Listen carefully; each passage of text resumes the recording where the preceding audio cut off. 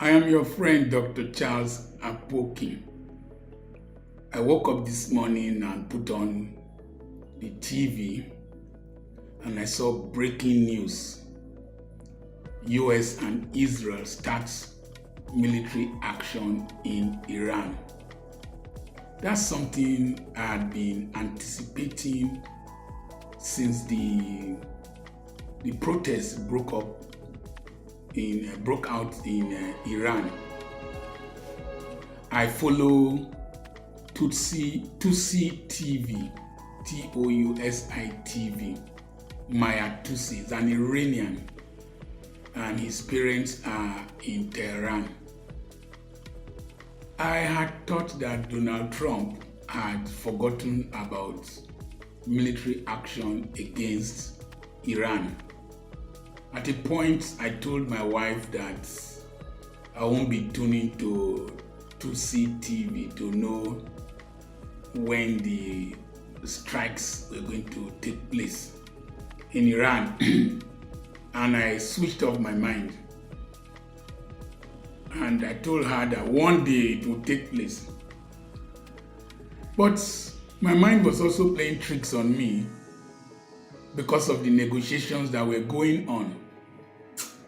But deep inside me, I knew that these negotiations were just an attempt for the US and Israel to properly align their forces, position things on ground, and on ground in America, in the Middle East, and in Israel. Nobody knows how this will end. But there are some key issues we must learn, and those who fail to learn from history are bound to make the mistakes of history. The real new sheriff in town is Donald Trump. It's not Monday Okpewolo. No. The real new sheriff in town is Donald Trump. Because the world is like, if you expand it, a global town. But I say it's a global street, and you can constrict it into your phone. Donald Trump does not play. And Nigerian leadership, Nigerian Muslims, and radical Islamic terrorists must take note of that.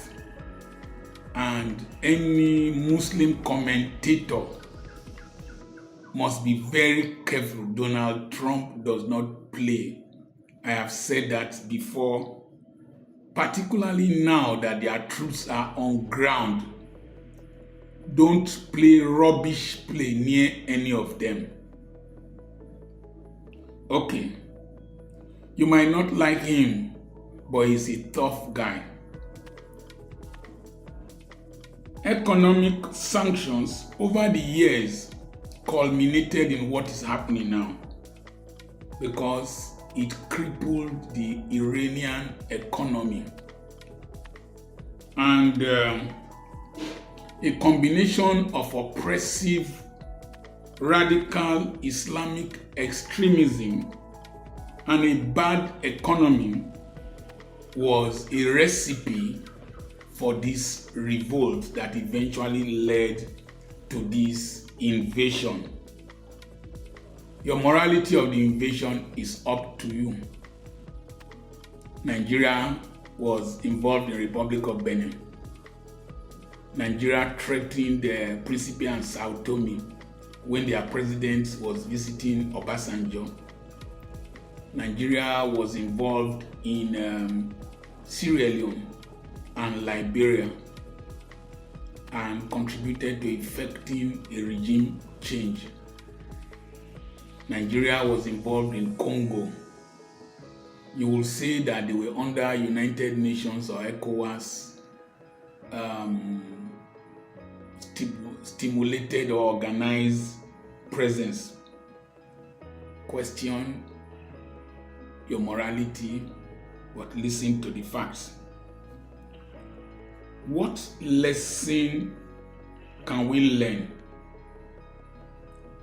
from this.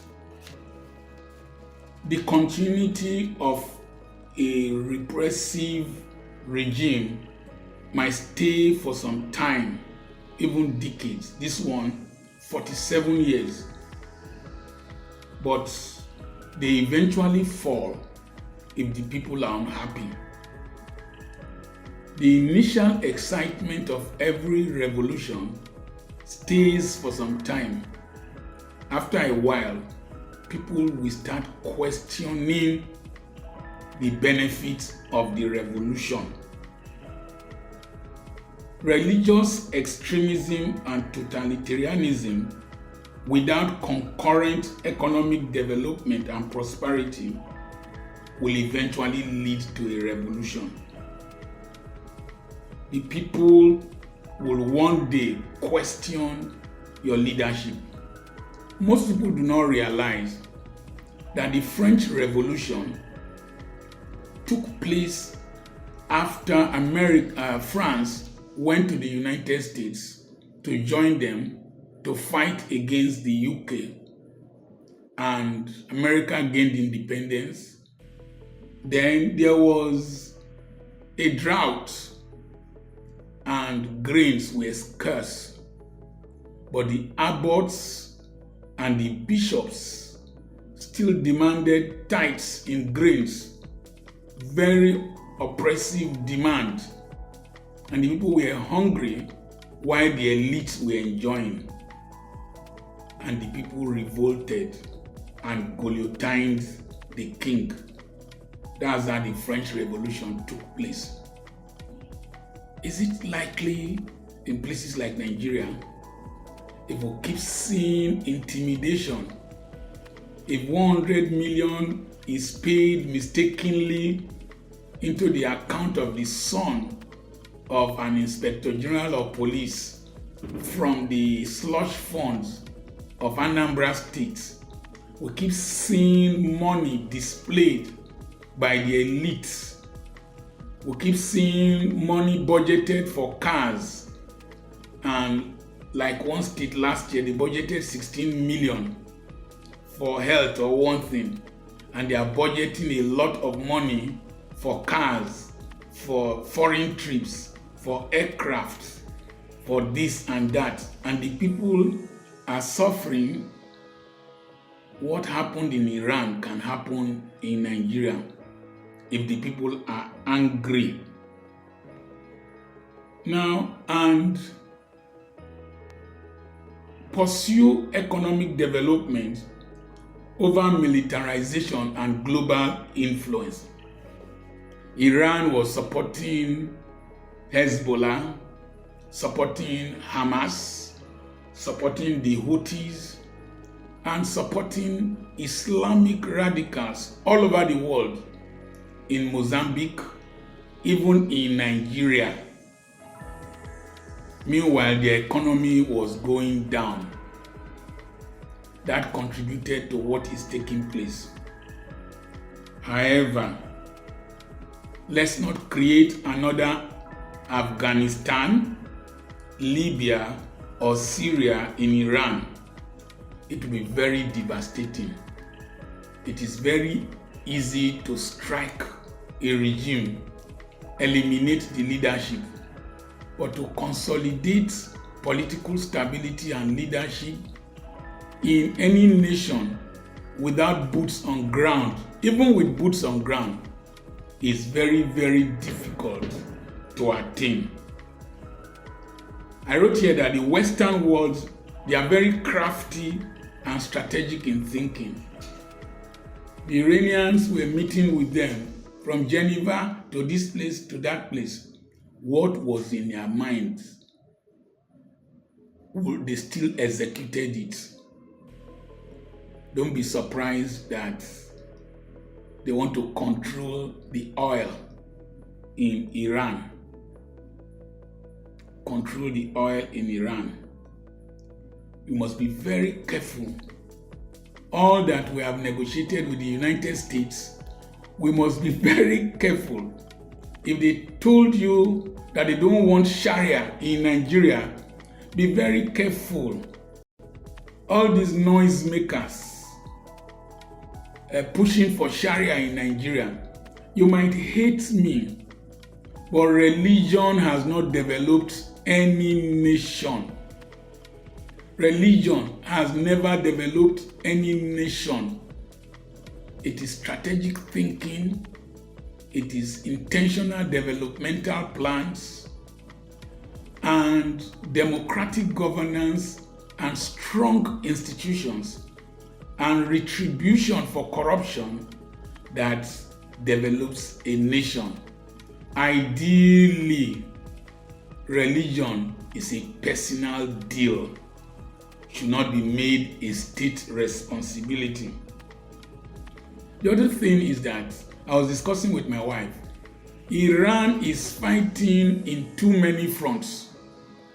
You are hitting Bahrain, you are hitting UAE, you are hitting Qatar, you are hitting Jordan, Israel, and the United States bases all over. You go tire soon. You can't produce missiles at the rate at which you are firing them. You can't produce drones at the rate at which you are firing them. These are supposed to be your good neighbors. If they become your enemies, and all of them, start hitting at you, you will find it overwhelming. Nigeria must learn from what is happening. And Nigerian Muslims must be very careful not to go and attack American interests. If you do, you will be bringing a stick with ants into your house. If lizards come looking for the ants, don't complain. Don't start what you can't finish. According to Millie Jackson, select your fights. The Iranians you can't enter Iran without visa because you're a Muslim. When you see what is happening in Iran, let us learn. If you bring Sharia to Nigeria, it will not solve our economic problems. It will not solve our judicial problems. It will not solve our security problems. All those who took bribes, stole money, who are Muslims, will you have cut off their hands? Will Sharia only be for the poor? Just as Pentecostalism, orthodoxy, and religious fanaticism among Christians does not bring development to the people. It's only the elites that form the iron law of the oligarchy. Go and Google it. Dr. Charles Apoki is still my name. I have a webinar coming up on the 1st of May 2026 by 10 a.m. Nigerian time. It's live, will be in a hall at Petra Christian Academy, that's our school, behind our Gulf Rain Motors at Otowodo, Ogeli. Send a message to +234 80 21 21 92 62 to register. It promises to be a great time. God bless you.